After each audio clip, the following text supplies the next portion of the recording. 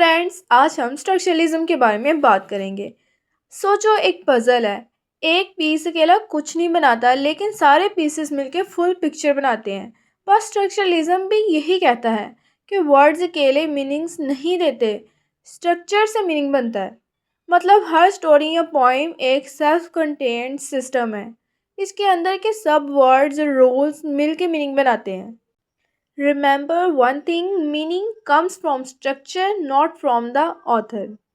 अब हम बात करते हैं फर्डिनेंड डी सोशर की, जो स्ट्रक्चरलिज्म का फादर है। उसके मुताबिक लैंग्वेज एक सिस्टम है जिसमें रूल्स और रिलेशंस होते हैं। मतलब वर्ड्स अकेले मीनिंगलेस होते हैं, मीनिंग तब आता है जब वो सिस्टम के साथ हो। फॉर एग्जाम्पल, एक एग्जाम्पल से मैं आपको समझाने की कोशिश करती हूँ कि जो क्रिकेट है उसमें बैट का मतलब तभी हमें समझ आता है जब बॉल और रूल्स एग्जिस्ट करते हो। ये फर्डिनेंड डी सोशर का मानना है कि लैंग्वेज में भी वर्ड्स का मीनिंग रिलेशंस के थ्रू बनता है। वर्ड्स का मीनिंग रिलेशंस के थ्रू बनता है। जैसे क्रिकेट में बैट का एक कोई मीनिंग नहीं होता जब तक बॉल और रूल्स ना हो, उसी तरह लैंग्वेज में वर्ड्स का मीनिंग रिलेशंस के थ्रू बनता है। अब हम बात करेंगे साइन थ्योरी की। लैंग्वेज का बेसिक यूनिट है साइन, और साइन के दो पार्ट्स होते हैं, सिग्निफायर और सिग्निफाइड। एक वर्ड है ट्री।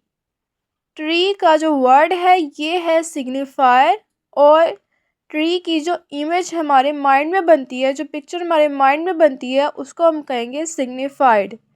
यानी कि वर्ड्स होते हैं सिग्निफायर और उनकी जो पिक्चर्स हमारे माइंड में बनती है उसको हम कहते हैं सिग्निफाइड। अब हम बात करते हैं कि लैंग्वेज आर्बिट्रेरी है। मतलब ऑब्जेक्ट सेम है लेकिन वर्ड्स अलग होते हैं। कहने का मतलब ये है कि एक दरख्त है, उसको हम इंग्लिश में कहेंगे ट्री, उर्दू में कहेंगे दरख्त, फ्रेंच में कहेंगे आर्बरी। ठीक है, तो मतलब वर्ड्स का कनेक्शन ऑब्जेक्ट से नेचुरल नहीं, सोसाइटी डिसाइड करती है। The meaning of a word is determined by the system of language, not by the nature. Nature ने इनके नाम नहीं रखे, सोसाइटी ने चीज़ों के नाम रखे हैं। अब यहाँ स्ट्रक्चरलिज्म का मैजिक ट्रिक है। मीनिंग सिमिलैरिटी से नहीं, डिफरेंस से बनता है। एग्जाम्पल है कि डे का मतलब समझने के लिए नाइट का ऑपोजिट होना ज़रूरी है। और एग्जाम्पल है कि गुड का मतलब बताने के लिए हमें इविल का मतलब बताना चाहिए। अब लैंग्वेज में लैंग और पेरोल होते हैं। लैंग का मतलब होता है रूल्स, सिस्टम। पेरोल का मतलब होता है एक्चुअल स्पीच या राइटिंग।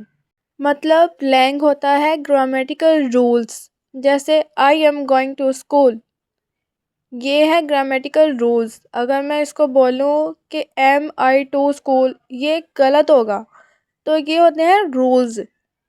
लेकिन अगर मैं सारे रूल्स फॉलो करके एक पैराग्राफ लिख दूँ, ठीक है, फॉर एग्जांपल दे रही हूँ कि एक पैराग्राफ लिख दूँ एक्चुअल स्पीच या राइटिंग से, ठीक है, तो वो हो गया पेरोल।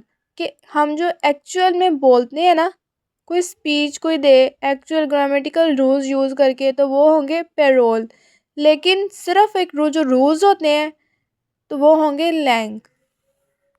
अब जो स्ट्रक्चरलिज्म है वो फोकस करती है स्लैंग पर, रूल्स पर फोकस करती है। वो एक्चुअल स्पीच पर नहीं फोकस करती, बल्कि रूल्स पर ज़्यादा फोकस करती है। अब हम डिस्कस करते हैं स्ट्रक्चरलिज्म के की फिगर्स की। सबसे पहले है फर्डिनेंड डी सोशर। ये थे स्विस लिंग्विस्ट। इनको फादर ऑफ स्ट्रक्चरलिज्म भी कहा जाता है। इन्होंने लैंग्वेज को सिस्टम ऑफ साइंस के तौर पर स्टडी किया।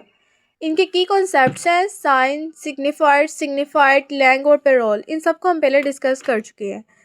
आगे है क्लॉड लेवी स्ट्रॉस। ये थे फ्रेंच एंथ्रोपोलॉजिस्ट और मिथ्स और कल्चर पे फोकस किया इन्होंने। Famous for binary oppositions like good, evil, life, death. Binary oppositions हम पहले डिस्कस कर चुके हैं, इन्होंने इस पर ही बात की थी। रोलैंड बार्थ्स आगे हैं, फ्रेंच लिटरेरी थ्योरिस्ट हैं। लिटरेचर और मीडिया पे अप्लाई किया इन्होंने स्ट्रक्चरलिज्म को। अब इन्होंने उनका फोकस था स्ट्रक्चर ऑफ टेक्स्ट पर। वो कहते थे टेक्स्ट पर फोकस करना चाहिए, ऑथर पर नहीं। रोमन जैकॉब्सन लिंग्विस्ट थे ये। टेक्स्ट में पैटर्न्स और पोएटिक फंक्शन पे काम किया इन्होंने। अब हम देखते हैं इसका कंक्लूजन, टेक्स्ट और रीडर का रोल। कि स्ट्रक्चरलिज्म कहता है कि ऑथर का सोचना इम्पोर्टेंट नहीं है, हिस्ट्री थोड़ा मैटर करता है, लेकिन मेन फोकस होना चाहिए टेक्स्ट का स्ट्रक्चर। रीडर का काम है कि पैटर्न्स और स्ट्रक्चर्स को रिकॉर्ड करे। शॉर्ट पैराग्राफ में देखना चाहिए कि क्या इसमें आपको बाइनरी ऑपोजिशंस नज़र आ रहे हैं, क्या इसमें आपको मीनिंग्स जो है वो स्ट्रक्चर्स से नज़र आ रहे हैं या फिर ऑथर से तो नहीं मीनिंग आ रहे। इन चीज़ों पर फोकस करना चाहिए, बाइनरी ऑपोजिशंस पर फोकस करना चाहिए, स्ट्रक्चर पर फोकस करना चाहिए, ग्रामेटिकल रूल्स पर फोकस करना चाहिए। आप ये लाइन्स याद रखें कि structuralism is a literary theory that studies literature as a system of sign in which meaning is produced through structure, difference and relationships rather than individual words or authorial intention। मतलब ये कि authorial intentions, author की intentions को side पर रखकर structure, difference और relationships के through meanings produce किए जाएं as a system of sign. I hope कि आपको ये वीडियो पसंद आई हो।